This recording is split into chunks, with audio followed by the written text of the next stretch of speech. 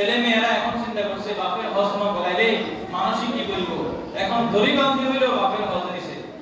এখন মুআল্লিম তখন কত বিপদে পড়ছে, যারা মুআল্লিম আছে তারা বলতে পারবে।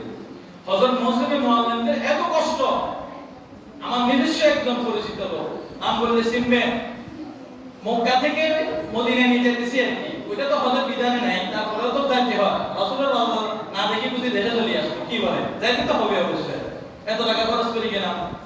ফতের মধ্যে তার টয়লেটের এত ব্যাগ হইছে, সে আর কন্ট্রোল করতে পারে না, বলেন না এই যে ড্রাইভার কার, মুআল্লিমে সাথে হইব না, মুআল্লিমে দেখতে হবে না। এখন মুআল্লিমে এবার কি দশা করার চিন্তা করে, কিন্তু টাকার বেলায় 10,000 টাকা কম নেয়, তো নেই সে কত বেজাল, কত ঝগড়া, কত করিয়া।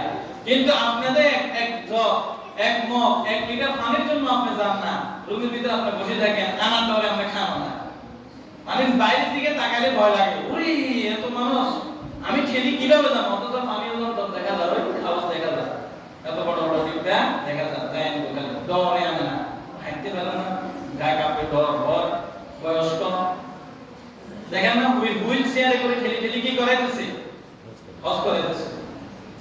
যখন আমি শক্তি ছিল, সমর্থ ছিল, হজ ফরজ ছিল, তখন কেন করলাম?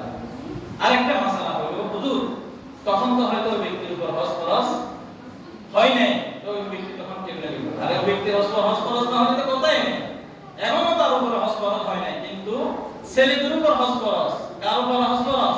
ছেলেদের উপর হজ ফরজ, কিন্তু ছেলেরা কারে হজ করাইতেছে?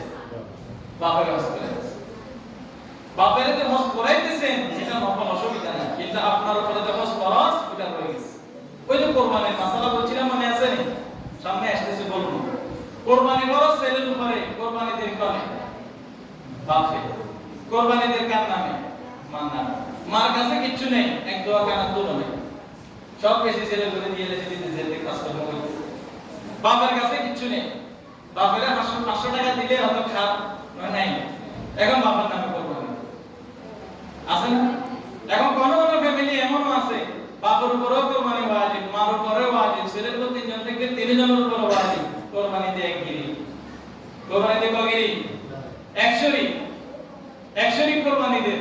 কোরবানির সময় বেগুনে 7 জন মিলে দেন, যে 7 জনের মিলে 100, ওই 100 কালার ঘর বেগুনে মিলে 700 কে কোরবানি ওয়াজিব, আপনি বুঝেছেন? এরকম আছে না? হাজার আছে। তাইলে হজ যদি ছেলেদের উপর ফরজ হয়, আর যদি মা বাপের হজ করা আদায় হবে নি? হবে না। এইজন্য হজ যাদের উপর ফরজ অতি দ্রুত হজ করে নেওয়া। আচ্ছা, তাহলে বাইতুল্লাহর কথা বললাম, আরাফার কথা বললাম। আসি আমরা বাইতুল্লাহ কি? বাইতুল্লাহ এটা কোথা থেকে এলো? বাইতুল্লাহ